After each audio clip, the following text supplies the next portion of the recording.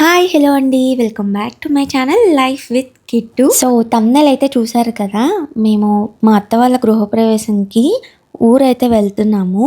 Actually ఇది February ending blog, అప్పుడు event అనమాట. షార్ట్స్ పెట్టాను కదా, అప్పుడే పెట్టేయాల్సింది లాంగ్ లెన్స్, కానీ నేను Ugadi and Yukthika birthday vlogs release చేశాను టైం టు టైం. ఇంకా ఇవి లాంగ్ లెన్స్ ఉండిపోయాయి. సో ఇప్పుడైతే కొంచెం లైన్ క్లియర్ అయ్యి పెడుతున్నాను. కరెక్ట్గా యుక్తిక బర్త్డేకి 1 month బిఫోర్ వెళ్ళాం. యూజువల్లీ మనకి అక్షరాభ్యాసమైన, చెవులు కుట్టించడమైనా ఎదర్ 1 year బిఫోర్ చేస్తారు, ఆర్ ఎల్స్ 3rd year వచ్చిన తర్వాత చేస్తారు. కానీ ఇంకా ఒక నెలే ఉంది కదా అని ఊరు వెళ్ళామని అక్షరాభ్యాసం అండ్ చెవులు కుట్టించడం చేసాం. అది మీరు నెక్స్ట్ బ్లాగ్లో చూస్తారు. ఇప్పుడైతే ఊరు వెళ్ళే ముందు చేయాల్సిన పార్సిల్ వర్క్ ఉందన్నమాట. సో ఇది ఎంగేజ్మెంట్ ప్లాటర్, ఇది వేద్దామని పోస్ట్ ఆఫీస్కి వచ్చాను. ఆర్డర్ స్టార్ట్ చేసిన తర్వాత ఇదే ఫస్ట్ టైం నేను పోస్ట్ ఆఫీస్కి రావడం. ఇక్కడ ఒక మాట చెప్తాను, మీరు కొత్తగా బిజినెస్ స్టార్ట్ చేసి ఆర్ఎల్స్ ఇలా ఏదైనా చేయాలని అనుకుంటే మాత్రం ఫస్ట్ పోస్టల్ ఆఫీసెస్లో మీరు సర్వీస్ అనేది ప్రొవైడ్ చేయండి, ఐ మీన్ డెలివరీకి. దానివల్ల ఏంటంటే మీకు ఛార్జెస్ తక్కువ పడతాయి. బట్ నా సజెషన్ వచ్చేసరికి ప్యాకింగ్ డబుల్ కాకపోతే 3 times సెక్యూర్గా ప్యాక్ చేయండి, మీ ప్రోడక్ట్ మంచిగా డెలివర్ అవుతుంది. హ్యాండ్మేడ్స్ కాబట్టి అదొకటి చెప్తున్నాను. లేకపోతే క్లోతింగ్ అయితే మీరు నార్మల్ సీల్డ్ కవర్లో చేయొచ్చు. ఇంకోటి, మేబీ అది గవర్నమెంట్ సర్వీస్ అను, మన గవర్నమెంట్ని మనమే నమ్మం అన్నట్టు పోస్టల్ సర్వీస్ బాగుంది కానీ పేరు లేదు. ఎక్కడ చూసినా గూగుల్ రివ్యూస్ కానీ ఇదంతా it is all voting for DTDC. నాకైతే డిటీడీసీ ఎక్స్పీరియన్స్ నచ్చలేదు. 2 times లిటరలీ ప్రొడక్ట్ అప్డేట్ చేయకుండా, ప్రొడక్ట్ ఎక్కడుందో తెలియదు, అండ్ ఎదుటి వాళ్ళు ఎలా అయినా కంగారు పడతారు కదా, వాళ్ళకి మనం ఆన్సరబుల్. నిజంగా నాకు చుక్కలు చూపించింది 2 times. బ్రాంచ్ నెంబర్స్కి మనం కాల్ చేసుకోవడమే కానీ అసలు ఆన్సర్ అనేదే ఇవ్వరు. ఇలా నాకు ఎక్స్పీరియన్స్ నచ్చలేదు. Maybe some places it is good, నాకైతే మా దగ్గర అస్సలు ఇది అవ్వలేదు. ఇంకా నేను అక్కడి నుంచి వచ్చిన తర్వాత ఇదంతా రేపు మా ట్రైన్ అనగా ముందు రోజు మాట, మధ్యాహ్నం వెళ్ళి పోస్టల్ వేసేసి ఇంకా అటు నుంచి వచ్చిన తర్వాత ప్యాక్ చేయకుండా మళ్ళీ ఇంకో ఆర్డర్ ఉంది నాది, అది పెండింగ్ ఆర్డరే. బట్ 15-20 days ఉంది ఇంకా పెళ్ళికి. ఊరు వెళ్ళానంటే అట్లీస్ట్ 8 to 10 days అయిపోతుంది. సో ఇంకా మళ్ళీ దగ్గరకు వచ్చేస్తుంది డేట్ అని చెప్పేసి ఊరు వెళ్ళే ముందే చేయడం కరెక్ట్ అని. తంది పెళ్ళి అడ్డుతెర, బింది అండ్ కొబ్బరి చెప్పులు ఉన్నాయి, కానీ నేను అవన్నీ కంప్లీట్ చేయలేకపోయాను. ఓన్లీ బింది అండ్ కొబ్బరి చెప్పులు అయ్యాయి. సో అది కూడా ఫటాఫట్ ప్యాక్ చేయించాను. కానీ ఆ పార్సిల్ వేయడానికి మాకు కుదరలే టైము. ఇంకా విషయాలన్నీకి అప్ చెప్పేసాం. ఇంకా బ్యాగ్ ఎప్పుడు సర్దానంటే ఆల్మోస్ట్ నైట్ 2 o'clockకి బ్యాగ్ సర్దాను. అండ్ ఏం బట్టలు పెట్టాను, జ్యువెలరీ ఏంటి, అసలు ఎలా సర్దానో నాకే తెలియదు. అంత ఫాస్ట్గా బ్యాగ్ ప్యాక్ చేసి ఇంకా ఇల్లు అవన్నీ క్లీన్ చేసుకున్నాం. నిజంగా అంత టెన్షన్ పడుతున్నందుకు ఊరు ఇప్పుడు క్యాన్సిల్ అయిపోతే బాగున్ను, వెళ్ళాలని లేదన్నట్టు అనిపించింది. కానీ మా అక్క నిజంగా మేము గృహప్రవేశంకి ఎలాగో కంపల్సరీగా రావాలని అది ఒక 1 month ట్రిప్ వేసుకుంది, మా దగ్గరకు వచ్చి ఉందన్నమాట. చాలా బాగా టైం స్పెండ్ చేసాం. పిల్లలతో ఎక్కడికి అంతగా బయటికి వెళ్ళలేదు, కానీ ఇంట్లోనే వీ హ్యాడ్ గ్రేట్ టైం. ఇలా పెళ్ళికి ముందు అది వచ్చి ఉండడము విజయవాడలో, నేను వెళ్ళి వైజాగ్లో ఉండడము అట్లీస్ట్ 1.5 month అలాగా. పెళ్ళైన తర్వాత ఎప్పుడూ లేము, జస్ట్ డైరెక్ట్గా పిల్లలు పుట్టిన తర్వాత ఇప్పుడే అన్నమాట. నిజంగా గ్రేట్ టైం. ఏం చేసామో మాకే తెలియదు, ఆ నెల ఎలా గడిచిందో తెలియదు. అండ్ ఎంత బాగా తిన్నామంటే ఫుడ్ మామూలుగా కాదు. డైటింగ్ లేదు, క్యాలరీస్ కౌంటింగ్ లేదు, ఏమీ లేదు. శుభ్రంగా తిని 2 పిల్లల్ని చూసుకుంటూ చక్కగా అడపదడపగా ఏదో చిన్నగా ఇంట్లో పని, లేదు అంటే ఆర్డర్స్ పని చేసుకుని హాయిగా గడిపాము. నిజంగా గోల్డెన్ డేస్ అని చెప్పాలి, అంత బాగా అయ్యింది. ఈవెన్ నేను ఆర్డర్ స్టార్ట్ చేయడం అదే నెల కదా, ఫస్ట్ మంత్ సారీ. సో అప్పుడు మా అక్క ఉండడం వల్ల కొంచెం నాకు బాగా సపోర్ట్ అయింది. ఏదైనా మేము బయటికెళ్ళి తెచ్చుకోవాలన్నా, తిరగాలన్నా, ఏం చేయాలన్నా అది పాపని చూసుకునేది. ఈవెన్ ఇంట్లో పని కూడా ఒక్కొక్కసారి బానే కంప్లీట్ చేసేసేది. ఏమి అంటే అదే చెయ్యాలి, నేనే చెయ్యాలి అలాగేం కాకుండా మంచిగా అయిపోయింది. మార్నింగ్ చాలా త్వరగా లేసాం. ఎందుకంటే ఇద్దరు పిల్లలున్నారు. వాళ్ళకి బ్రేక్‌ఫాస్టే గానీ, ఫుడ్డే గానీ, ఇంకా మాకు మేము కుక్ చేసి తీసుకెళ్ళడం ఇయన్నీ ఉన్నాయి గదా! ఇదంతా కాకుండా మళ్ళీ మా హస్బెండ్ బోగీ నంబర్‌లు డైరెక్ట్‌గా రాంగ్‌గా చెప్పేశారు. లగేజ్ తీసుకొని మేము B3 బోగీకెళ్తే B7లో మా సీట్లున్నాయి. యాక్చువల్లీ ఒక సీట్ ఒక దగ్గర వచ్చింది. అండ్ 2 సీట్లు B7లో వచ్చాయన్నమాట.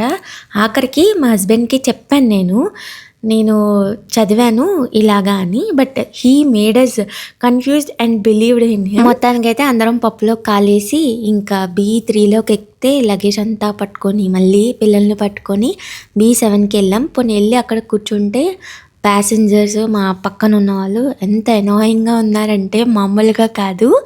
ఇలా ఈ మధ్యలో మా జర్నీ కంప్లీట్ అయింది. బట్ వన్ థింగ్, పిల్లలు మాత్రం బాగా కోఆపరేట్ చేశారు ఆ రోజు. మార్నింగ్ ఆన్ టైమే దిగిపోయాం. దిగిన తర్వాత చక్కటి బ్రేక్‌ఫాస్ట్ చేసాము. ఎంత హాయిగా అనిపించిందో, ప్రాణం లేసొచ్చింది.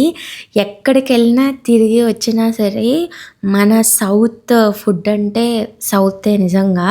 ఆ ఇడ్లీలే కానీ, చట్నీలే కానీ కడుపు నిండాగా పుష్టిగా తినొచ్చు. నిజంగా ఏదైనా వాల్యూ తెలీదబ్బా అక్కడున్నప్పుడు, లేనప్పుడే తెలుస్తుంది. మా అక్కకు కూడా ఇప్పుడు అర్థమై ఉంటుంది ఎందుకు నేను వచ్చినప్పుడల్లా ఇలా ఫుడ్ కోసం ఇచ్చేస్తాను అని. మన ఊరు వెళ్ళామంటే అసలు తిరగడానికి అసలు ఏం ఆలోచించకూడదు. హలీంలు అయిపోయాయి, మూవీస్ అయిపోయాయి. ఇంకా ఈవెన్ నేను జగదాంబ అనుకుంటా, జగదాంబనే వెళ్ళి మొత్తం అసలు మెటీరియల్స్ అలా లుక్ వేసుకొని అన్ని ఈవెంట్స్ అయిపోయిన తర్వాత మేజర్గా మేము వచ్చిన పని గృహప్రవేశం కదా, సో ఆ ఈవెంట్కి వచ్చాము. భోగాపురంలో అయింది. అరౌండ్ నైట్ 9కి అలాగా అందరం రీచ్ అయ్యాం. ఇది 3 వాటాలు షార్ట్లో చెప్పినట్టు. ముగ్గురు అన్నతమ్ముళ్ళు పక్కనే కట్టుకున్నారు. So everything is same. And దండలవి గుచ్చి కొంచెం హారంలై కట్టి అదర గుమ్మానికి వాటికి ముగ్గులేయడం, ఈవెన్ లైటింగ్స్ ఇవన్నీ సెట్ చేయడం చిన్న పనులే. మొత్తం లోపల క్లీనింగ్ ఇవన్నీ అయిపోయినాయి అనమాట. అండ్ మాకు బాగా అలవాటు, ఎక్కడికి వెళ్ళినా సరే ఇలాగ తమ్ముళ్ళని చెల్లెల్ని తీసుకొని రావడం. అలాగే 2 తమ్ముళ్ళని ఒక చెల్లిని తీసుకొని వచ్చాం. అండ్ యుక్తిక, ప్రాక్షి ఆడారు ఆ రోజు. చెర్రీ కొంచెం పర్లేదు ఆ రోజు, బట్ ప్రాక్షి అండ్ యుక్తిక ఆడారు. నిజంగా పిచ్చోళ్ళలాగా ఆడుకున్నారు. ఏంటో అసలు కంటికి నిద్ర లేదు. నైట్ అరౌండ్ 1కి అనుకుంటా ముహూర్తము, నాకు గుర్తులేదు. ఆల్మోస్ట్ 1.5 మంత్ అయిపోతుంది కదా. నిజంగా ఎంత ఆడారంటే వాళ్ళకే తెలుసు. ఈవెన్ నెక్స్ట్ డే కూడా అసలు బయట మట్టి ఇసురుకోవడం, మట్టి తలలో వేసుకోవడం, పిచ్చగా ఆడారు. నాకైతే నా చిన్నప్పటి రోజుల్లో మేము ఎలా ఆడుకునే వాళ్ళం గుర్తొచ్చింది. మా నానమ్మలు అంటే మా డాడీ వాళ్ళ సైడ్ అందరూ విజయనగరం దగ్గర కుమిలి, సో అది కూడా విలేజే. అండ్ ఎంత బాగుండేదో.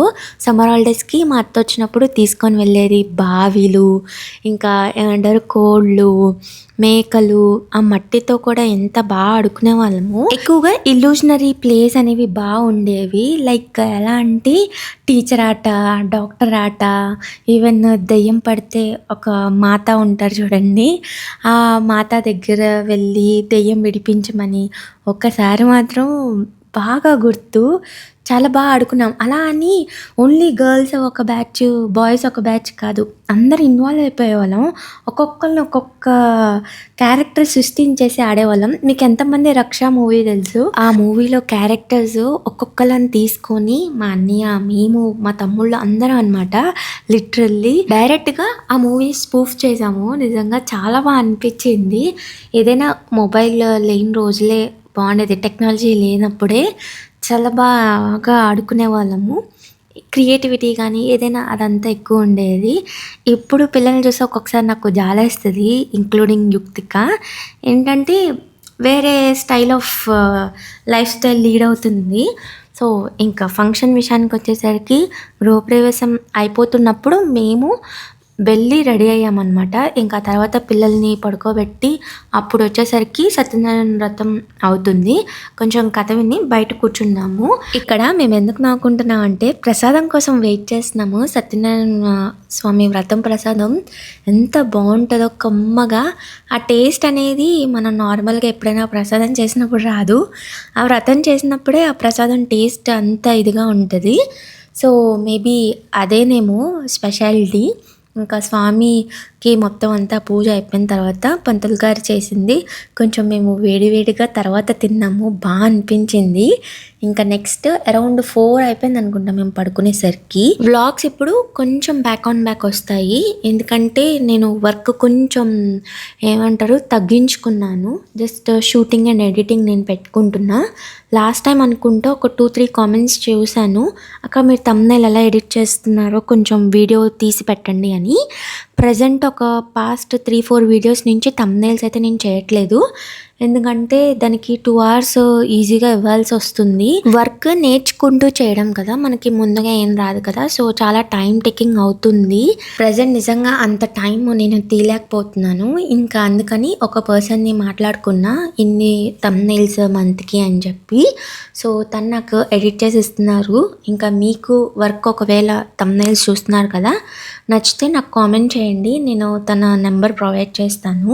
2-3 vlogs day in my lifes కూడా ఉన్నాయి, అవన్నీ వస్తాయి. సో ఇంకా నెక్స్ట్ డే భోజనాలకి మొత్తం అందరూ వస్తారు కదా. నేనైతే ఇలా శారీ కట్టుకొని రెడీ అయ్యాను.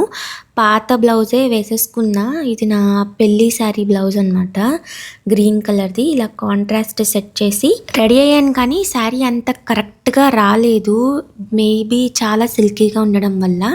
నెక్స్ట్ ఇంకా దీన్ని నేను చూసుకొని ఫ్రాక్గా కన్వర్ట్ చేయాలి.